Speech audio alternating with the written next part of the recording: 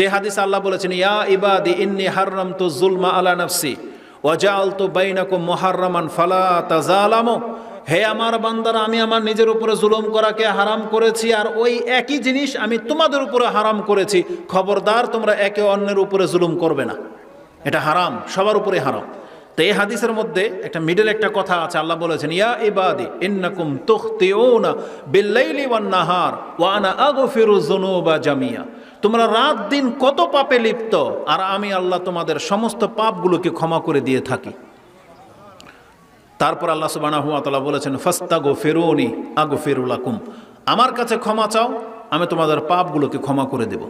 এটা হচ্ছে ব্যক্তি পর্যায়ে আল্লাহ কতককে পাপ মাফ করে দিচ্ছেন। এখন ব্যক্তি পর্যায়ে আল্লাহ বলতেছেন, অতএব তুমি যদি ক্ষমা চাও তোমাকে ক্ষমা করে দেওয়া হবে। এটা আল্লাহর দাবি, যেটা হবে আজকের আমাদের আলোচনার মূল বিষয়। এই হাদিসটি ইমাম মুসলিম কোট করেছেন, যেমনটা বলেছি আপনি 6466তে পেয়ে যাবেন। 6466 মানে 6466। তা আল্লাহ সুবহানাহু ওয়া তাআলা আমাদেরকে ক্ষমার দিকে ডেকেছেন। কোরআনে এই কথাগুলোকে এত চমৎকারভাবে পেশ করা হয়েছে। সূরা ইব্রাহিম 14 নম্বর সূরার 10 নম্বর আয়াতে আল্লাহর রাসূলগণ তাদের জাতির কাছে এই কথা বলতো, কালা রসুলুহুম আফিল্লাহি শাক্কুন ফাতিরিস সামাওয়াতি ওয়াল আরদ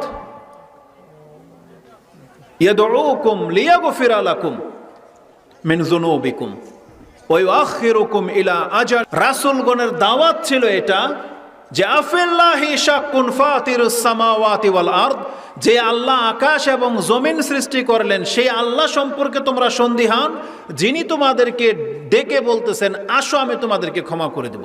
ইয়াদউকুম লিয়াগফিরা লাকুম, আল্লাহ তোমাদেরকে ডাকতেছেন আসো আল্লাহ এবং তার রাসূলের পথ ধরে নাও, আমি তোমাদেরকে ক্ষমা করে দেব। তার মানে আল্লাহ আমাদেরকে ক্ষমা করার জন্য ডেকেছেন যে আসো আমার কাছে, আমি ক্ষমা করে দেব। কোরআনে আল্লাহ সুবহানাহু ওয়া তাআলা আমাদেরকে আদেশ করেছেন, বিশেষ করে আমাদের নবী মুহাম্মদুর রাসূলুল্লাহ সাল্লাল্লাহু আলাইহি ওয়াসাল্লামকে, ওয়াস্তাগফিরিল্লাহ ইন্নাল্লাহা কানা গফুরুর রহিমা, হে নবী আপনি আল্লাহর কাছে ক্ষমা চান, নিশ্চয়ই আল্লাহ হচ্ছেন ক্ষমাশীল এবং দয়াবান। যেটা সূরা নিসা 4 নম্বর সূরার 106 নম্বর আয়াতে আপনি পেয়ে যাবেন। আল্লাহ সুবহানাহু ওয়া তাআলা আমাদের নবী মুহাম্মদুর রাসূলুল্লাহ সাল্লাল্লাহু আলাইহি সাল্লামকে বলেছেন যে আপনি ক্ষমা চান, ওয়াস্তাগফিরিল্লাহ। এটা ছিল একবারে প্রথম দিকের আদেশ, প্রথম থেকে আল্লাহ সুবহানাহু ওয়া তাআলা এই ক্ষমার প্রতি আমাদেরকে ডেকেছেন, এবং এটাই হচ্ছে রাসূলুল্লাহ সাল্লাল্লাহু আলাইহি ওয়াসাল্লামকে সর্বশেষ প্রত্যদেশ। মানে সর্বশেষ আল্লাহ যে সূরা নাজিল করেছেন তাতে ক্ষমা চাওয়ার কথাই আল্লাহ সুবহানাহু ওয়া তাআলা বলেছেন, যেটা হচ্ছে সূরা নাসর 110 নম্বর সূরা। তাতে আল্লাহ সুবহানাহু ওয়া তাআলা বলেছেন, ইযা জাআ নাসরুল্লাহি ওয়াল ফাth ওয়া রাআইতান নাসা ইয়াদখুলুনা ফি দীনিল্লাহি আফওয়াজা ফাসাব্বিহ বিহামদি রাব্বিকা ওয়াস্তাগফির ইন্নাহু কানা তাওয়াবা। ওই তাওয়াবা মানে গফফারা, মানে তুমি ক্ষমা চাও আল্লাহ তোমাকে ক্ষমা করবে। আর এখানে তওবা ক্ষমা একই অর্থে ব্যবহার করা হয়েছে, তার মানে ক্ষমা চাওয়া মানেই হলো তওবা করা। যদি আজকের আলোচনাটা শুধু ইস্তেগফার নিয়ে, আমি শুধু আপনাকে আজকে বলবো যে আপনি বলবেন আল্লাহর কাছে আস্তাগফিরুল্লাহ, এই কথার মূল্য কত সেটা শুধু আমি আপনাকে দেখাবো। তবে এটা আর তওবা এক জিনিস নয়। যদিও কোরআনে বহু জায়গায় ইস্তেগফারকে তওবার অর্থে আনা হয়েছে বা তওবাকে ইস্তেগফারের অর্থে ব্যবহার করা হয়েছে, কিন্তু দুইটা পৃথক জিনিস। আর আজকের আলোচনার মূল বিষয় হলো এটাই, যখনই আল্লাহর কাছে ক্ষমা চাইবেন তওবার নিয়তেই ক্ষমা চাইবেন। কারণ তওবা আর ক্ষমার মধ্যে কি পার্থক্য জানেন? আপনি যেই অন্যায়টা করলেন তারপর আল্লাহর কাছে ক্ষমা চাইলেন, ক্ষমা চাইলেই এই পাপটা যেটা করলেন এটা মাফ, এটা হচ্ছে ক্ষমা চাওয়া। আর যদি তওবা করে নেন তাহলে তওবার ক্ষমতা হলো যেই ব্যক্তি তওবা করবে তার অতীতের পাপ সম্পর্কে, তার মানে আল্লাহ তাকে ক্ষমাও করবেন এবং তার আমলনামার মধ্যে যে পাপটা লেখা ছিল তওবা করে নিলে সেই পাপটাকে আল্লাহ মুছে দিবেন। মানে আমলনামার মধ্যে কোনো পাপই থাকবে না, একবারে সাদা হয়ে যাবে, নেকি হয়ে যাবে একবারে। এটা হচ্ছে তওবার ক্ষমতা। কারণ তওবার মধ্যে কি আছে? পাপ থেমে যায়। তওবা করা মানে পাপ থেমে যাবে, তারপরে আপনি অনুতপ্ত হবেন, তারপরে আপনি আল্লাহর কাছে ক্ষমা চাচ্ছেন, এটা হচ্ছে তওবা। আর তওবার মধ্যে ব্যক্তির হকও জড়িত, যেমন যারটা আপনি চুরি করেছেন তওবা করতেছেন তো তারটা ফেরত দিতে হবে, তওবার মধ্যে এটা আছে। তাহলে যেই ব্যক্তি তওবা করে নেবে সে ক্ষমাও পাবে, আবার তার পাপ মাফ হবে এবং পাপের চিহ্ন পর্যন্ত তার আমলনামায় থাকবে না। এই জন্য যখনই আপনি ক্ষমা চাইবেন, তওবার সেন্সেই ক্ষমা চাইবেন, এটাই হচ্ছে দাবি। কিন্তু ব্যক্তিগতভাবে এমন তওবা করে ফিরে এসেছেন, আপনারও উচিত প্রতিনিয়ত আল্লাহর কাছে ক্ষমা চাওয়া, ইস্তিগফার করা। এটার মূল্য অনেক। কারণ যে তওবা করলেই যে ক্ষমা চাইতে হবে বিষয়টা এমন না। কারণ এই ক্ষমার কথা, আল্লাহর কাছে ক্ষমা চাওয়ার কথা এমন একজন ব্যক্তিকে আল্লাহ আদেশ করেছেন যার কোনো পাপ নাই। তিনি কে? কার পাপ নাই বলেন? মুহাম্মদুর রাসূলুল্লাহ সাল্লাল্লাহু আলাইহি ওয়াসাল্লাম, যার আগের এবং পরের সমস্ত গুনাহকে আল্লাহ মাফ করে দিয়েছেন। সূরা ফাতিহা প্রথমে আল্লাহ বলেছেন, লাকাদ গাফারাল্লাহু লাকা মা তাকাদ্দামা মিন যামবিকা ওয়া মা তাআখার। আল্লাহ আপনার আগের এবং পরের সমস্ত পাপকে মাফ করে দিয়েছেন। সেই রাসূলকে, যার কোনো পাপ নাই, তাকে আল্লাহ সুবহানাহু ওয়া তাআলা বলতেছেন আস্তাগফিরিল্লাহ, তুমি আল্লাহর কাছে ইস্তিগফার করো। তার মানে বোঝা যাচ্ছে যে শুধু পাপ করলেই ইস্তিগফার করতে হয় না, বরং ইস্তিগফার, আল্লাহর কাছে ক্ষমা চাওয়া, এটার একটা আলাদা মর্যাদা রয়েছে।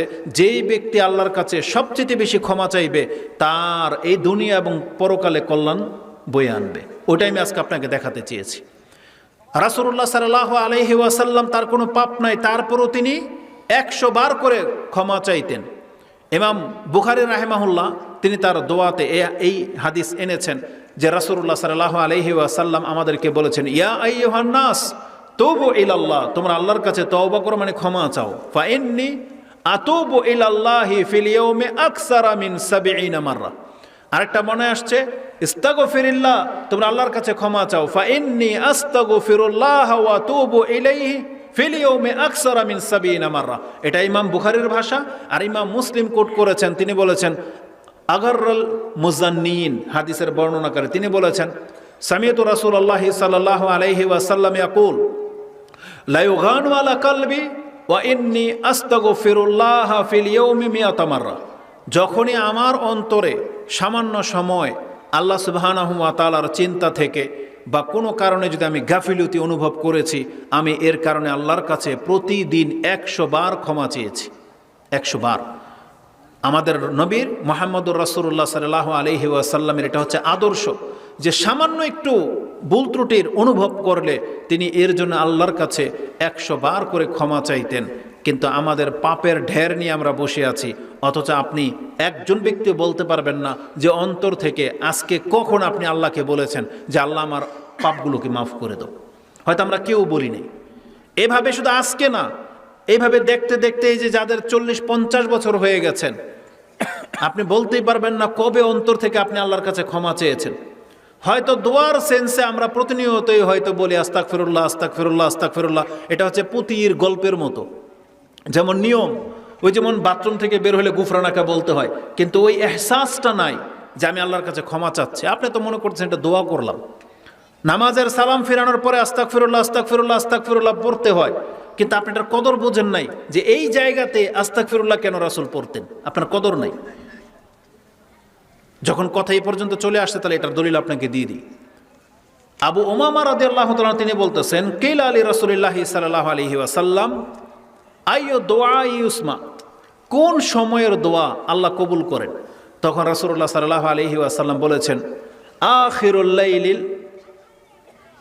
আখিরুল লাইল দোয়াও মিন আখিরিল লাইলিল জৌফিল লাইলিল আখির। রাসূল বলেছেন রাতের গভীর রাতের শেষ অংশে দোয়া কবুল হয়। ও দুবরা as-সালাওয়াতিল মাকতুবা, এবং 5 ওয়াক্ত নামাজের পরেই দোয়া কবুল হয়। এটা ইমাম তিরমিজি কোট করেছেন যে 5 ওয়াক্ত নামাজের পরপরই দোয়া কবুল হয়।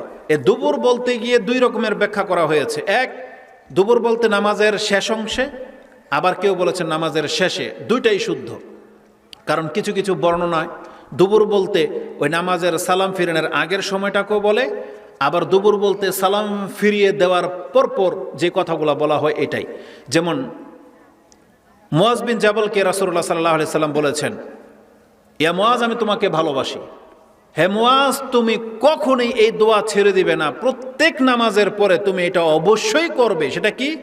আল্লাহুম্মা আইন্নি আলা যিকরিকা ওয়া শুকরিকা ওয়া হুসনি ইবাদাতিকা। আর এটা প্রমাণিত যে এই দোয়া নামাজের সালাম ফিরানোর পরেই করতে হয়। তো দুবুর বলতে নামাজের শেষ, সালাম শেষ, নামাজ শেষ, তার পরপরই যে দোয়া, এটাকে দুবুর বলে। আবার নামাজের শেষে কবুল হয়, মানে আত্তাহিয়াতু শেষ, দুরুদ শেষ, এখন নামাজে সালাম ফিরাবেন, এটা তো শেষ দিক। এখন আপনি যে কোনো দোয়া করবেন, দোয়া কবুল হবে। নামাজের সালাম ফিরানোর আগে এটা হচ্ছে দোয়া কবুল হওয়ার জায়গা। দুবুরা আসসালাওয়াতিল মাকতুবা, ফরজ নামাজের সালাম ফিরানোর পূর্বে যে কোনো দোয়া করবেন কবুল হবে। আর না হয় সালাম ফিরানোর পরেই দোয়া কবুল হয়। এই জন্য হয়তো আমাদের দেশে হানাফি সমাজ ওই নামাজের সালাম ফিরানোর পরে হাত তুলে লম্বা মোনাজাতে লিপ্ত হয়ে যায়, কারণ তারা জেনেছে যে নামাজের শেষে দোয়া কবুল হয়। কিন্তু এই কথা তো রাসূল সাল্লাল্লাহু আলাইহি সাল্লাম থেকে স্বীকৃতি নয় যে আপনি নামাজের পরে আবার সম্মিলিত মোনাজাত করে দোয়া করবেন, এটা হচ্ছে ব্যক্তির দোয়া। আর রাসূলুল্লাহ সাল্লাল্লাহু আলাইহি ওয়াসাল্লামের আমলের মধ্যে হাদিসকে কিভাবে আপনি পাবেন? আয়েশা রাদিয়াল্লাহু তাআলা আনহা তিনি বলতেছেন, রাসূলুল্লাহ সাল্লাল্লাহু আলাইহি ওয়াসাল্লাম সালাম ফিরানোর পরে এতটা সময় তিনি কিবলামুখী বসে থাকতেন, উঠতেন না, যতটুকু সময় লাগে আস্তাগফিরুল্লাহ আস্তাগফিরুল্লাহ আস্তাগফিরুল্লাহ, আল্লাহুম্মা আনতাস সালাম ওয়া মিনকাস সালাম তাবারাকতা ইয়া যাল জালালি ওয়াল ইকরাম, এতটুকু দোয়া করেই তারপর রাসূল সাল্লাল্লাহু আলাইহি ওয়াসাল্লাম মুক্তাদির দিকে ঘুরতেন বা কোনো প্রয়োজন হলে উঠতেন, কিন্তু তার আগ পর্যন্ত তিনি উঠতেন না, সালাম ফিরিয়ে তিনি আগে এটা বলতেন। আর এই হাদিসকে কেন্দ্র করে যদি এই হাদিসকে ফিট করা হয়, যেটা একটু আগে বললাম আবি উমামার হাদিস, যে রাসূল বলেছেন সালামের পরে দোয়া কবুল হয়, আর আজকের বক্তব্যের সাথে এটা কতটা গুরুত্বপূর্ণ যে রাসূলকে যখন জানানো হয়েছে যে নামাজের পরেই দোয়া কবুল হয়, আর রাসূলুল্লাহ সাল্লাল্লাহু আলাইহি ওয়াসাল্লাম যার ফলে প্রথম যে দোয়াটা করতেছেন যেটা কবুলযোগ্য কি? আস্তাগফিরুল্লাহ আস্তাগফিরুল্লাহ আস্তাগফিরুল্লাহ, মানে আল্লাহ আমাকে ক্ষমা করো, আল্লাহ আমাকে ক্ষমা করো, আল্লাহ আমাকে ক্ষমা করো। তার মানে ক্ষমাটা হচ্ছে মূল, এটা আমি আপনাকে দেখাতে চেয়েছি। একজন ব্যক্তির মূল হচ্ছে ক্ষমা। আমি আপনাকে একেবারে আজকে শুধু ইঙ্গিত দিয়ে গেলাম, আজকের পর থেকে আপনি দেখবেন সব কিছুর মধ্যে ক্ষমা আছে। যেমন কেউ যদি রাসূলুল্লাহ সাল্লাল্লাহু আলাইহি ওয়াসাল্লামের উপরে একবার সালাত পাঠ করে, রাসূল কি বলেছেন? মান সাল্লা আলাইয়া ওয়াহিদান সাল্লাল্লাহু আলাইহি আশরা ওয়া ইয়াহুত্তু আনহু আশরু খাতিআতিন ওয়া ইয়ারফাউ বিহা আশরু দারাজাতিন। এটা ইমাম নাসাই কোট করেছেন। যেই ব্যক্তি একবার রাসূলের প্রতি সালাত এবং সালাম পাঠ করবে, মানে সালাত দুরূদ পড়বে, তাহলে আল্লাহ তার উপরে 10 বার দুরূদ নাজিল করবেন, তার 10টা মর্যাদা উঁচু হবে, তার 10টা পাপ মাফ হয়ে যাবে। তার মানে প্রত্যেকটা ইবাদতের মধ্যে পাপ মাফ করার কথা আছে, ক্ষমার কথা আছে। যেমন রাসূল সাল্লাল্লাহু আলাইহি ওয়াসাল্লাম কি বলেছেন?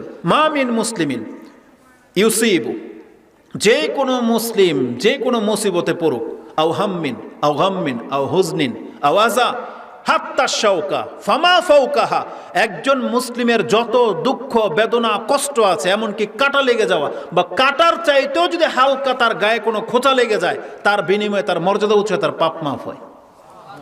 তার মানে পাপ মাফ হয়, এটা সব কিছুর মধ্যে আছে। এই যে আপনি ওযু করেন, কি ঝরে যায়? গুনাহ মাফ হয়ে যায়। সালাত পড়তেছেন, কি মাফ হয়ে যায়? পাপ মাফ হয়ে যায়। আল্লাহ সুবহানাহু ওয়া তাআলা প্রত্যেকটা নেকির মধ্যে আপনার পাপকে মাফ করা রেখেছেন, এটা হচ্ছে প্রথম, এটা হচ্ছে মুখ্য। যেমন কোরআনে আল্লাহ সুবহানাহু ওয়া তাআলা সূরা হুদ 11 নম্বর সূরা 114 নম্বর আয়াতে আল্লাহ সুবহানাহু ওয়া তাআলা বলেন, ওয়া আকিমিস সালাতা তারাফাইন নাহারি ওয়া যুলাফাম মিনাল লাইল ইন্নাল হাসানাতি ইউযহিবুনাস সাইয়্যাত যালিকা যিকরা লিযাকিরিন। আল্লাহ বলেছেন তোমরা দিনের এবং রাতের দুই প্রান্তে সালাত আদায় করতে থাকো, আর জেনে রাখো যে কোনো ভালো কাজ তোমার পাপকে মিটিয়ে দেবে। তার মানে সব কিছুর ক্ষেত্রে পাপ মাফ করার বিধান আল্লাহ রেখেছেন। কেন? কারণ আল্লাহ চান যে আমার এই বান্দা দুনিয়া থেকে পাপ মুক্ত হয়েই আমার সাথে সাক্ষাৎ করুক, যাতে করে ওকে জাহান্নামের আগুনে যেতে না হয়। এটা কঠিন একটা জায়গা। এই জন্য আল্লাহ সুবহানাহু ওয়া তাআলা ক্ষমাটাকে সবচেয়ে প্রাধান্য দিয়েছেন, যে বান্দা তুমি খোঁজো তোমার ক্ষমাটা কিসে আছে। আসুন আমি আপনাকে দেখে আল্লাহ সুবহানাহু ওয়া তাআলা আমাদেরকে কি বলেছেন।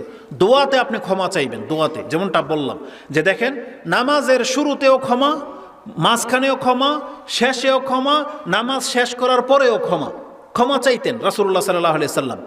যেমন তাকবীর দিয়ে আল্লাহু আকবার, নামাজ শুরু কি বলতেন? আল্লাহুম্মা বা'িদ বাইনি ওয়া বাইনা খাতায়ায়া, আল্লাহ যেভাবে তুমি পূর্ব এবং পশ্চিমকে দূরত্ব করে দিয়েছো, তুমি আমার পাপকে অতটা দূরত্বে নিয়ে যাও।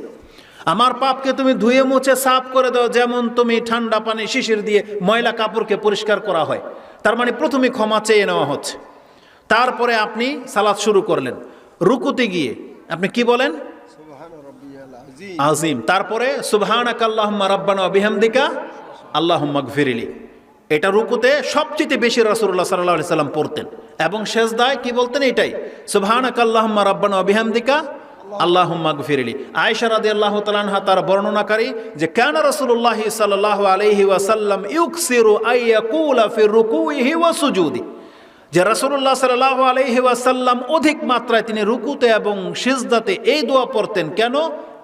লিউতাউইলুল কোরআন, কারণ তিনি কোরআনের আয়াতের ব্যাখ্যা করতেন এটা দিয়ে। কারণ আল্লাহ যেহেতু তাকে বলেছেন যে ফাসাব্বিহ বিহামদি রাব্বিকা ওয়াস্তাগফির, যে তুমি তোমার রবের পবিত্রতা ঘোষণা করো, প্রশংসা করো এবং ক্ষমা চাও, এই আয়াতকে বাস্তবায়ন করতেন রুকুতে এবং সেজদাতে। তার মানে রুকুতে ক্ষমা, দোয়াতে, সেজদাতে ক্ষমা, দুই সেজদার মাঝে যেন কি বলেন? আর এমনি যদি সিঙ্গেল বলেন কি হবে? রব্বিক ফিরিলি রব্বিক ফিরিলি রব্বিক ফিরিলি বলতে থাকবেন, তাই না? তার মানে মূল কি? ক্ষমা। এখানে আজ আল্লাহ সুবহানাহু ওয়া তাআলা আরো কিছু চাওয়া শিখাইতে পারতেন। এই জায়গাতে ক্ষমা না চেয়ে আপনি অন্য বহু কিছুই তো আছে আপনার জীবনের প্রয়োজন, ক্ষমাটাই কেন?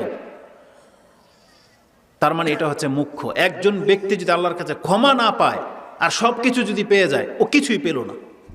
কিন্তু যেই ব্যক্তি ক্ষমা পেয়ে যাবে সে সব কিছু পেয়ে গেল। কারণ ক্ষমা পাওয়া মানেই জান্নাত পেয়ে যাওয়া, জাহান্নাম থেকে মুক্ত হয়ে সে জান্নাত পেয়ে গেল। কিন্তু আমরা আল্লাহর কাছে কত কি চাই, অথচ ক্ষমা চাই না। এটা আমাদের চরম ব্যর্থতা, এটা আমাদের চরম ব্যর্থতা। শয়তান এক্ষেত্রে সাকসেস, কারণ শয়তান আমাদেরকে দুনিয়া দিয়ে ডুবিয়ে দিয়েছে।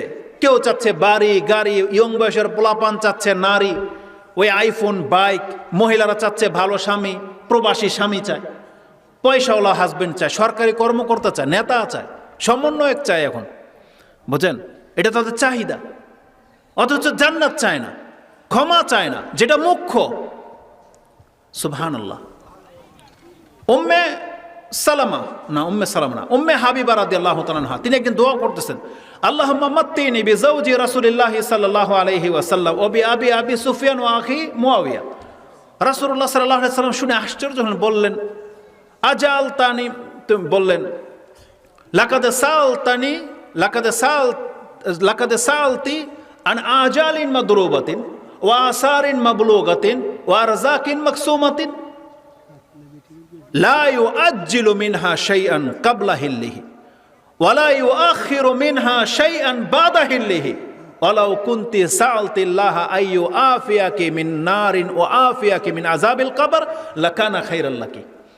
রাসূলুল্লাহ সাল্লাল্লাহু আলাইহি ওয়াসাল্লাম উম্মে হাবিবা রাদিয়াল্লাহু তাআলা আনহার দোয়া শুনে বলতেছেন, তিনি একদিন দোয়া করছেন, আল্লাহ তুমি আমাকে এতটা সময় দাও যাতে আমি রাসূলুল্লাহ সাল্লাল্লাহু আলাইহি ওয়াসাল্লামের জীবনটা উপভোগ করতে পারি, আমার বাবা আবু সুফিয়ানের জীবনটা যেন উপভোগ করতে পারি, এমনকি আমার ভাই মুআবিয়া তার জীবন থেকেও যেন আমি উপকৃত হতে পারি।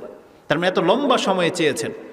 রাসূল শুনে বলতেছেন যে তুমি তো আল্লাহর কাছে এমন জিনিস চাইলা যেটা আল্লাহ সুবহানাহু ওয়া তাআলা তোমাকে কেন এই পৃথিবী সৃষ্টি হওয়ার 50,000 বছর আগে লিখে দিয়েছেন যে এই পৃথিবীতে তুমি কত বয়স পাইবা, কতটুক পানি খাইবা, কত নিয়ামতের মাঝে থাকবা, এটা সব লিখিত। তুমি না চাইলে এটা আল্লাহ এমনি তোমাকে দিয়েছে। এটা আমাদের বিশ্বাস হয়। অনেকের বিশ্বাস করতে কষ্ট হয় যে হুজুর কেমনে আল্লাহ সুবহানাহু ওয়া তাআলা আমাকে এত অল্প দিল আর কে এত দিল, আমি হয়তো চেষ্টা করলে আরো বেশি পাইতাম। আপনার এটা যে বিশ্বাস কিভাবে হইতে হবে আমি আপনাকে দেখাই। এই যে যারা মুরব্বী আছেন তারা বলুক, পোলাপানদের তো ওই জ্ঞান হয়নি এখনো। এই যে মুরব্বীরা যারা 50-60 কোঠায় পৌঁছে গেছেন, আপনার জীবনে কি কোনোদিন মনে পড়ে যে আল্লাহর কাছে আপনি বলেছিলেন যে আল্লাহ আমাকে এই বয়স দাও? কেউ কি বলেছিলেন এই কথা? কিন্তু দেখেন, যে জিনিস আপনি আল্লাহর কাছে চান নাই, অথচ আল্লাহ আপনাকে 60-70 বছরে পৌঁছে দিয়েছে। এটা আল্লাহর ওয়াদা। আল্লাহ বলছেন তোমাকে যদি আমি বয়স দিতে পারি নির্ধারিত, তো তুমি এটা ভুলে কেন গেলা? তোমার রিজিকও নির্ধারিত। তার মানে এটা আল্লাহ সুবহানাহু ওয়া তাআলা ফয়সালা করে দিয়েছেন যে প্রত্যেক ব্যক্তির বয়স, তার রিজিক, এটা আল্লাহর পক্ষ থেকে সে না চাইলেও পাবে, এটা নির্ধারিত। তাই রাসূলুল্লাহ সাল্লাল্লাহু আলাইহি সাল্লাম বলেছেন, যেই ব্যক্তির তকদিরে যা লেখা আছে সেটা যেই দিন লেখা আছে ওই সময় না আসা পর্যন্ত সে কোনো তদবির করে এটা আগে সে নিজের জন্য হালাল করতে পারবে না। আর আল্লাহ সুবহানাহু ওয়া তাআলা তার থেকে যেই দিন যেটা নেওয়ার ফয়সালা করে দিয়েছেন, এই ব্যক্তি সেটাকে একদিনও ধরে রাখতে পারবে না। এটা আল্লাহর পক্ষ থেকে ফয়সালাকৃত। এই জন্য দেখেন, যারা বিয়ে করেন, কারো প্রথম বছরে বাচ্চা হয়ে যায়, কারো 10 বছর লেগে যায় বাচ্চা হইতে। কত রকমের চিকিৎসা ট্রিটমেন্ট করার পরে টেস্ট টিউবের মাধ্যমে তারপর আপনি বাচ্চা পাচ্ছেন। এটা আল্লাহ এইভাবে লিখে রেখেছেন। আর যে ব্যক্তি পাওয়ার প্রথম বছরে পেয়ে যাচ্ছে, আবার যেই ব্যক্তির বাচ্চা মরে যাওয়ার ফুটফুটে বাচ্চা মরে যাচ্ছে, কেউ ঠেকা রাখতে পারবে? ঠিক এগুলো সব কিছুই নিয়মের মধ্যে পড়ে। তাই রাসূলুল্লাহ সাল্লাল্লাহু আলাইহি সাল্লাম বলেছেন, তুমি যদি দোয়া করার ক্ষেত্রে দুনিয়া না চাইয়া যদি তুমি আল্লাহকে বলতা যে আল্লাহ তুমি আমার কবর আযাব এবং জাহান্নামের আযাব থেকে মুক্ত করে দাও, লাকানা খাইরাল লাকি, এটা তোমার জন্য শ্রেষ্ঠ হতো। তার মানে রাসূলুল্লাহ সাল্লাল্লাহু আলাইহি ওয়াসাল্লাম আমাদেরকে সব সময় চেয়েছেন আমরা যেন পরকালকে, ক্ষমাটাকে বেশি প্রাধান্য দিই। ক্ষমাটা অত্যন্ত জরুরি, গুরুত্বপূর্ণ। ক্ষমা ছাড়া আমাদের আর কিছু নাই। এই জন্য আল্লাহ সুবহানাহু ওয়া তাআলা আমাদেরকে দোয়া শিখিয়েছেন যে তোমরা প্রতিনিয়ত বলবো কুর রাব্বি গফির ওয়ারহাম ওয়া আনতা খায়রুর রাহিমিন। তোমরা বলো আল্লাহ তুমি আমাকে ক্ষমা করো, আমার উপর রহম করো, তুমি উত্তম, আরহামুর রাহিমিন, তুমি হচ্ছ রহমকারীদের মধ্যে শ্রেষ্ঠ। যেটা আপনি সূরা মুমিনুন 23 নম্বর সূরার সর্বশেষ আয়াতে পেয়ে যাবেন, যেটা 118 নম্বর আয়াতে রয়েছে। তাহলে আমাদের নবী মুহাম্মদুর রাসূলুল্লাহ সাল্লাল্লাহু আলাইহি সাল্লামকে আল্লাহ প্রথমে আদেশ করেছেন তুমি ক্ষমা চাও, শেষও আদেশ করেছেন ক্ষমা চাও। এবং আপনার স্মরণের জন্য এটাও বলে দিই, রাসূলুল্লাহ সাল্লাল্লাহু আলাইহি ওয়াসাল্লাম যখন এই পৃথিবী ত্যাগ করেন এটাও তার সর্বশেষ বাক্য ছিল। তিনি তার সর্বশেষ বাক্য যেগুলো ছিল তার মধ্যে এটা একটা ছিল, তিনি বলতেন লা ইলাহা ইল্লাল্লাহ ইন্না লিল মাউতি লাসাকারাত, আল্লাহ ছাড়া সত্য কোনো মাবুদ নাই, নিশ্চয়ই মৃত্যুর খুব কঠিন যন্ত্রণা আছে। এটা বলার পরে তিনি বলতেছেন রব্বি গফিরলি ওয়ারহাম, আল্লাহুম্মা গফিরলি ওয়ারহামনি, আল্লাহুম্মা রফিকাল আলা। এটা ছিল রাসূলুল্লাহ সাল্লাল্লাহু আলাইহি ওয়াসাল্লামের সর্বশেষ কথা, যে তিনি বলছেন আল্লাহুম্মা গফিরলি ওয়ারহামনি, আল্লাহুম্মা আলহিকনি বির রফিকিল আলা। বির রফিক এটা বুখারীতে এতটুকুই আছে, আর তিরমিজিতে একটু বর্ধিত করা হয়েছে রফিক আল আলা। এ কথা বলে রাসূল সাল্লাল্লাহু আলাইহি ওয়াসাল্লামের হাত নিচের দিকে পড়ে গিয়েছিল। তার মানে তার প্রাণ বেরিয়ে যাওয়ার সময় তিনি আল্লাহকে বলেছিলেন আল্লাহুম্মা গফিরলি ওয়ারহামনি, আল্লাহ তুমি আমাকে ক্ষমা করো, আমার উপর রহম করো। এটা আমাদের রাসূলুল্লাহ সাল্লাল্লাহু আলাইহি ওয়াসাল্লামের সর্বশেষ বাক্য, সর্বশেষ দোয়া। কিন্তু আমরা কয়বার বলি?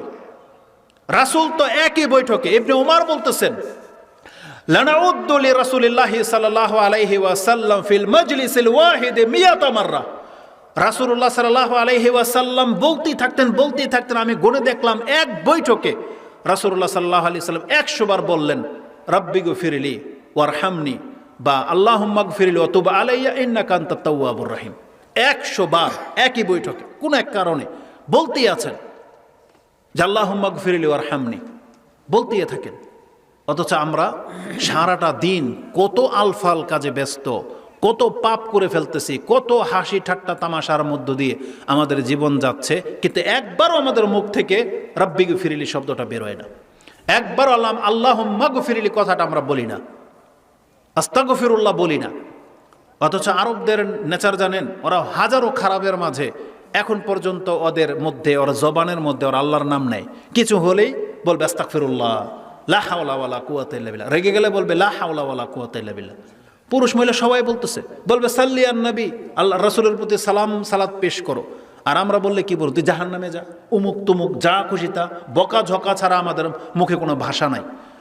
অথচ উচিত ছিল যখন তখন আপনি বলবেন আস্তাগফিরুল্লাহ, আস্তাগফিরুল্লাহ, এটা বলতে হইতো। কেন? তাহলে তো কল্যাণ, আপনার রাগ ঠান্ডা হয়ে যেত, আপনার নেকি বৃদ্ধি হতো, আল্লাহর পক্ষ থেকে আপনি ক্ষমা পেয়ে যেতেন। আসুন দুই একটা ফয়দার কথা বলি আপনাকে, যে কোনো ব্যক্তি যদি আল্লাহর কাছে ক্ষমা চায় সে আল্লাহর কাছে কি পাবে। ধরে নিলাম আপনারা সব সাধু, সব তওবা করে মুসলিম হয়ে গেছেন, এখন আপনাদের আর তওবার দরকার নাই, তাহলে ক্ষমার তো দরকার আছে। ক্ষমা চাইলে কি পাবেন সেটা শুনেন। কোরআনে আল্লাহ সুবহানাহু ওয়া তাআলা জানিয়েছেন যে প্রত্যেক নবী তাদের জাতির কাছে এসে এই দাওয়াতই দিতেন যে হে আমার জাতি, ইস্তাগফিরু রাব্বাকুম ইন্নাহু কানা গাফফারা, তোমরা তোমাদের রবের কাছে ক্ষমা চাও, ইস্তেগফার করো, সুম্মা তুবু ইলাইহি, তার কাছে ফিরে আসো।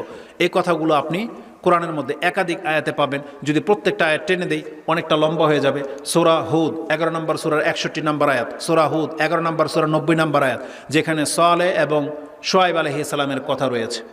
তারপর আপনি চলে আসেন নূহ আলাইহিস সালামের কথা, ওখানে অনেকগুলো কথা আছে, তো নূহ আলাইহিস সালামের কথা দিয়ে আপনাকে সেরে দিই। তাতে আছে আল্লাহ সুবহানাহু ওয়া তাআলার প্রথম রাসূল, দেখেন প্রথম রাসূল ক্ষমার দিকে ডেকেছিলেন, ওই কথাটা আল্লাহ শেষ রাসূলকে জানিয়েছেন।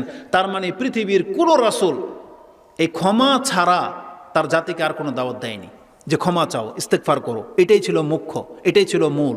নূহ আলাইহিস সালাম তিনি বলেছিলেন ফাকুলতু আস্তাগফিরু রাব্বাকুম ইন্নাহু কানা গাফফারা, আমি আমার জাতিকে বলেছিলাম হে জাতি তোমরা আল্লাহর কাছে ক্ষমা চাও, বলো আস্তাগফিরুল্লাহ, তাহলে কি হবে? ইন্নাহু কানা গাফফারা, নিশ্চয় আল্লাহ হচ্ছেন ক্ষমাশীল। তার মানে যে কোনো ব্যক্তি আল্লাহর কাছে ক্ষমা চায় তার প্রথম প্রাপ্য হলো আল্লাহ তাকে তৎক্ষণাৎ ক্ষমা করে দিবেন। তার মানে আপনি এখন বলবেন আস্তাগফিরুল্লাহ, এখন আপনাকে আল্লাহ ক্ষমা করবেন, আপনাকে কিয়ামত পর্যন্ত আল্লাহ অপেক্ষা করাবেন না। এটার বর্ণনা কোরআনে একাধিক জায়গায় আছে। তার মধ্যে একটা আয়াত সূরা নিসা 110 নম্বর আয়াত, তাতে আল্লাহ বলেছেন ওয়া ইয়ামাল সুআন আও ইয়াজলিম নাফসাহু সুম্মা ইস্তাগফিরিল্লাহ ইয়াজিদিল্লাহ গফুরার রহিমা। যেই ব্যক্তি আল্লাহ সুবহানাহু ওয়া তাআলার কাছে ক্ষমা চায়, কিসের পরে? নিজের নাফসের উপর জুলুম করার পর, অথবা অনেক বেশি বড় পাপে জড়িয়ে যাওয়ার পর, সুম্মা ইস্তাগফিরিল্লাহ, এই পাপটা হয়ে যাওয়ার পরে যদি এসে সে আল্লাহর কাছে ক্ষমা চায়, যদি বলা রাব্বি গফিরলি বা আস্তাগফিরুল্লাহ, আল্লাহ সুবহানাহু ওয়া তাআলা বলেছেন ইয়াজিদিল্লাহ গফুরার রহিমা, সে আল্লাহকে ক্ষমাশীল এবং দয়াবান পাবে। তার মানে আপনি কি জানেন, আপনি যখন বলবেন আল্লাহ আমাকে ক্ষমা করো, আল্লাহ বলেছেন আমি তখনই তাকে ক্ষমা করে দেব এবং তার উপর দয়াও করব। ক্ষমা করা হলো আপনার পাপকে মাফ করে দিবেন। দয়া কি জানেন? দয়া হচ্ছে আল্লাহ সুবহানাহু ওয়া তাআলা আপনার ওই পাপের জায়গাটাতে নেকি লিখে দিবেন। এটা হচ্ছে তওবা করে ফিরে আসলে, যদি আপনি তওবা করে আল্লাহর কাছে ক্ষমা চান, এটা তওবার পাওয়ার, ক্ষমা চাওয়ার পাওয়ার। আর আল্লাহ যে তৎক্ষণাৎ ক্ষমা করে দেন, এটা আপনি কোরআন থেকে নিয়ে নেন, যেটা আল্লাহ সুবহানাহু ওয়া তাআলা সূরা কাসাস 28 নম্বর সূরা 16 নম্বর আয়াতে আল্লাহ সুবহানাহু ওয়া তাআলা বলেন, আল্লাহর এক বান্দা আল্লাহর কাছে কথা বলেছিল, রব্বি ইন্নী যালামতু নাফসি ফাগফিরলি। আল্লাহ কি বলেছেন? ফাগাফারা লা। সে বলেছিল রব্বি ইন্নী যালামতু নাফসি ফাগফিরলি, আল্লাহ আমি আমার নাফসের উপর জুলুম করেছি, তুমি আমাকে ক্ষমা করে দাও। আল্লাহ বলেছেন ফাগফিরলি, এই কথাটা বলতে ওর যতটা দেরি হয়েছে, আল্লাহ বলেছেন ফাগাফারা লা, আমি সাথে সাথে তাকে ক্ষমা করে দিলাম।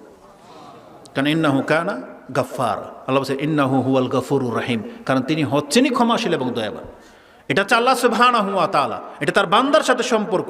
একজন বান্দা শুধু একবার না, আপনি একবার ক্ষমা চেয়েছেন, আল্লাহ ক্ষমা করেছে, আপনি বলবেন হুজুর আমার তো আবার পাপ হয়ে যায়, আবার আমাকে ক্ষমা করা হবে।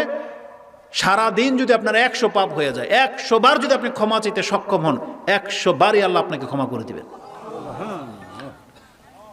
এখন যারা চালাক তারা মনে করবে তাহলে বারবার পাপ করব, বারবার গুনাহ করব। পাপ তো আপনাকে দিয়ে আপনি না চাইলেও হবে, শয়তান তো আপনাকে দিয়ে অলওয়েজ পাপের মধ্যে আপনাকে লাগিয়ে দিয়েছে। অনেকে আছেন যে পাপ করেন, পাপের ইচ্ছা না থাকা সত্ত্বেও পাপ করেন। তাহলে আপনি দ্বিতীয়টা অ্যাপ্লাই করেন, যেটা আমি বললাম, পাপ হয়ে গেলে আপনি ক্ষমা চাইয়া দেখান। এটা আল্লাহর ওয়াদা, যে আল্লাহ বলেছেন হ্যাঁ তুই কতবার ক্ষমা চাইবি আমি ততবার তোকে ক্ষমা করব। এই সম্পর্কে স্পষ্ট বর্ণনা আছে, স্পষ্ট। কয়টা হাদিস লাগবে? এক, ইমাম তিরমিজি রাহিমাহুল্লাহ তিনি তার দোয়ার অধ্যায়ে 3540 নম্বর হাদিস নিয়ে নেন। আনাস রাদিয়াল্লাহু তাআলা তার বর্ণনা করে, আর এই হাদিস অনেকবার আপনারা শুনেছেন। সেটা কি? যে আল্লাহ সুবহানাহু ওয়া তাআলা বলে ইয়া ইবনা আদম ইন্নাকা মা দাআউতানি ওয়া রাজাউতানি গাফারতু লাকা আলা মা কানা ফিক ওয়ালা উবালি। হে আদম সন্তান, তোমার কাছে কত পাপ আছে এটা আমি দেখব না, তুমি যতবার আমার কাছে আসবা আকাঙ্ক্ষা নিয়ে, যতবার তুমি আমাকে ডাকবা, আমি আল্লাহ ততবার তোমাকে ক্ষমা করব, ওলা উবালি, আমি কোনো পরোয়া করি না। এটা হচ্ছে আল্লাহ সুবহানাহু ওয়া তাআলা। ইমাম মুসলিম হাদিস কোট করেছেন এবং মুসনাদ আহমদের একটা হাদিস নিয়ে নেন। আবু সাইদ খুদরি তার বর্ণনাকারী, যেটা 11244 পেয়ে যাবেন, মুসনাদে আহমদে রয়েছে। ইবলিস একদিন আল্লাহর সাথে চ্যালেঞ্জ করেছে, ওয়াদা করেছে যে আল্লাহ তুমি আমাকে ক্ষমতা দাও, আমি এই আদম সন্তানকে দেখে নেব। এই আদম সন্তানের কারণে আজকে আমি গুমরা হয়েছি, এই আদমের সন্তানদের অধিকাংশকে আমি গুমরা করে ছেড়ে দেব, তবে যারা রহমত প্রাপ্ত তারা হয়তো বেঁচে যাবে, কিন্তু কাউকে আমি ছাড়বো না। একদিন ইবলিস বলতেছে বেইজ্জাতিকা ওয়া জালালিক, তোমার বরত্ব এবং ইজ্জতের কসম করে বলতেছি, লা আবরাহু উগুইয়া বানি আদামা মা দামাতুল আরওয়াহু ফিহিম, আল্লাহ এদের দেহের মধ্যে যতক্ষণ পর্যন্ত প্রাণ থাকবে আমি শয়তান ওদেরকে ততক্ষণ পর্যন্ত গুমরা করতেই থাকবো। আর শয়তান সাকসেস, শয়তান সেই কাজে লেগেই গেছে, লেগেই যাচ্ছে। কয়জন মুসলিম আছে যে মরার সময় লা ইলাহা ইল্লাল্লাহ বলে মরতে পারে? কয়জন মুসলিম আছে? 5 জনের নাম বলতে পারবেন? আপনার জীবনের 5 জন ব্যক্তি যে লা ইলাহা ইল্লাল্লাহ বলে মরতে পেরেছে? পারবেন না। শয়তান এই ক্ষেত্রে সাকসেস। আপনার সমাজের বলতে পারবেন যে শতকরা 20 জন মানুষ নামাজ পড়ে? শয়তান লেগেই গেছে ওর কাজে। কিন্তু আল্লাহ সুবহানাহু ওয়া তাআলার দয়া কি, আল্লাহ বলছেন ঠিক আছে, এটা চ্যালেঞ্জ, তুমি গুমরাহ করতে থাকো, তবে আমার পক্ষ থেকে একটা সংবাদ তুমি শুনে নাও, বেইজ্জাতি ওয়া জালালি, আমিও আমার বরত্ব এবং মর্যাদার কসম করে বলতেছি, লা আবরাহু, আমিও ক্ষান্ত হব না, আগফিরু লাহুম মাস্তাগফারুনি, তারা যতবার আমার কাছে ক্ষমা চাইতে থাকবে আমি আল্লাহ ততবার ক্ষমা করতেই থাকবো। এটা হচ্ছে আল্লাহ সুবহানাহু ওয়া তাআলা। এটা আপনি জানলেন, কিন্তু কি লাভ যদি আপনি ক্ষমা না চান? যেমনটা বললাম, আমাদের তো 30, 40, 50 বছর পার হয়ে চলে গেল, এখন পর্যন্ত আপনি আল্লাহর কাছে ক্ষমা চান নাই। অথচ রাসূলুল্লাহ সাল্লাল্লাহু আলাইহি ওয়াসাল্লামের তার আমল থেকে আমি আপনাকে দেখালাম যে রাসূল এক বৈঠকে 100 বার আল্লাহর কাছে ক্ষমা চাইতো, আর আমরা একবার বলি না আল্লাহর কাছে, একবার। এটা কেমন ইনসাফ আমাদের, কেমন ইনসাফ? এই বিদ্যা দিয়ে আপনার কি লাভ হবে যদি আপনি ক্ষমা না চেয়ে মরে যান? বরং আপনাকে একটা কঠিন হাদিস শোনাই, শুনেন। এটা ইমাম মুসলিম রাহিমাহুল্লাহ তিনি তার ইমানের অধ্যায়ে এনেছেন, অত্যন্ত কঠিন একটা হাদিস, যে যেই ব্যক্তি আল্লাহর কাছে ক্ষমা চায় না, কিয়ামতের মাঠে সে কাফের হয়ে উঠবে, কাফের। তার মূল্য হচ্ছে কাফেরের মতো। একজন ব্যক্তির উদাহরণ দিয়ে আয়েশা রাদিয়াল্লাহু তাআলা আনহা তিনি বলেন, ইয়া রাসূলুল্লাহ, ইবনু জুদআন কানা ফিল জাহিলিয়া ইয়াসিলুনার রাহিম ওয়া ইউতিমুল মাসাকিন। ইবনু জুদান নামের এক ব্যক্তি, সে আত্মীয়তার সম্পর্ককে রক্ষা করে চলত এবং মিসকিনদেরকে খাদ্য দিত। আপনি জানেন এই দুইটা আমল কত দামি? এটা আল্লাহকে সন্তুষ্ট করে দেওয়ার মতো আমল। যেই ব্যক্তি আত্মীয়তার সম্পর্ককে রক্ষা করে চলবে, আল্লাহ বলেছেন আমি ওর সাথে আমার সম্পর্ককে রক্ষা করে চলবো। বুঝেন? মানে আল্লাহর সাথে আপনার সম্পর্ক অটুট হয়ে যাবে যদি আপনি আপনার পিতা মাতা ভাই বোন খালা ফুফুর সাথে সম্পর্ক যদি ধরে রাখেন, আল্লাহর সাথে আপনার সম্পর্ক অটুট হয়ে যাবে। এই আত্মীয়তার সম্পর্ক রক্ষা করা এত বড় কঠিন কাজ, কারণ আত্মীয়তার সম্পর্ক রক্ষা করতে সবাই পারে না, কারণ আত্মীয়রা সবসময় বেঁকেই থাকে, সবসময় নারাজ, সবসময় ঝগড়া ফাসাদ লেগেই থাকে। যত দিবেন তত আমাদের সাথে সম্পর্ক ভালো না। এই সম্পর্ক রক্ষা করে চলতো এবং মিসকিনদেরকে খাদ্য দিত। ফাহাল যাকা নাফিউহু, এই ইবনু জুদানের কি কোনো কল্যাণ হয়েছে এই কাজ করে? রাসূল বলেছেন লা ইয়ানফাউহু, তার কোনো উপকারে আসবে না। কেন? তার মূল অপরাধ কি? রাসূল বলেছেন ইন্নাহু লাম ইয়াকুল ইয়াওমান রাব্বি গফিরলি খাতিয়াতি ইয়াউমাদ্দিন, কারণ সে কোনো একদিনও আল্লাহর কাছে হাত তুলে কথা বলে নাই বা আল্লাহকে ডাকে নাই যে আল্লাহ তুমি বিচারের মাঠে আমাকে তুমি মাফ করে দিও, এই কথা একদিনও বলেনি। আর ইমাম মুসলিমে হাদিস ইমানের অধ্যায়ে এনেছেন। তার মানে যেই ব্যক্তি আল্লাহকে ডাকে না, যেই ব্যক্তি আল্লাহর কাছে ক্ষমা চায় না, রাসূল বলেছেন তাকে কাফেরের সাথে উঠতে হবে কিয়ামতের মাঠে। বরং এ কথার সাক্ষী আল্লাহ কোরআনে নিজে বলতেছেন, যারা আল্লাহকে ডাকে না তাদেরকে আল্লাহ অহংকারী বলেছেন, অহংকারী, এবং তাদেরকে আল্লাহ জাহান্নামে ফেলবে।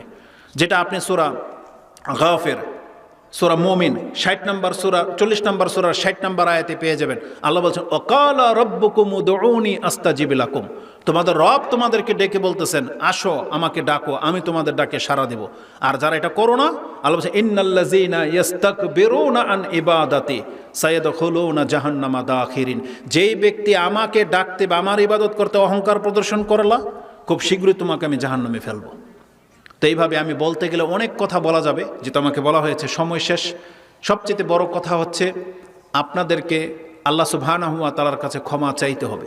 আর জেনে নেন, ক্ষমার যতগুলো মাধ্যম আছে সেই মাধ্যমগুলো অ্যাপ্লাই করতে হবে। ক্ষমার মাধ্যম হচ্ছে আল্লাহর জিকির করা, ক্ষমার মাধ্যম হচ্ছে যে কোনো ইবাদত করা, যে কোনো ইবাদত ভালো একটা কিছু করবেন তাতে আপনার পাপ মাফ হয়ে যাবে। ক্ষমার একটা মাধ্যম হচ্ছে বিশেষভাবে দান সাদকা করা, অবশ্যই আমাদেরকে দান করতে হবে। যে কোনো কল্যাণকর কাজ, সেটা শুধুমাত্র ওই মসজিদ কেন্দ্রিক না, যে কোনো কল্যাণকর কাজ, বরং যেগুলোতে মানুষের কল্যাণ বেশি আছে সেগুলোর মধ্যে সাদাকায়ে জারিয়ার অংশ আছে। যেমন একটা হাদিস ইমাম দারিমি কোট করেছেন, রাসূল বলেছেন সাবউন ইয়াজরি ফিল আবদি আজরুহুন্না, ইয়াজরি লিল আবদি আজরুহুন্না ওয়া হুয়া বাদা মাউতিহি ওয়া হুয়া ফিল কবর। রাসূল বলেছেন 7 প্রকারের আমল ব্যক্তির কবর পর্যন্ত যাবে যখন সে মরে কবরে থাকবে। সেটা কি? তার প্রথম হচ্ছে মান আল্লামা ইলমান, এমন আলেম যে ছাত্র তৈরি করে গেছে, আল্লামা ইলমান, যে মানুষকে ইলম শিক্ষা দিয়েছে।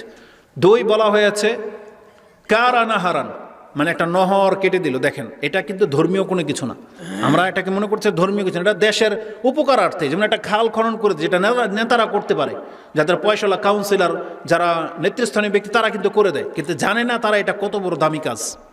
যদি নিয়তটা রাখতো আল্লাহকে সন্তুষ্ট করার, তাহলে কিন্তু হয়ে যেত। তাহলে এই সাদাকায়ে জারিয়ার নেকিটা পেয়ে যেত।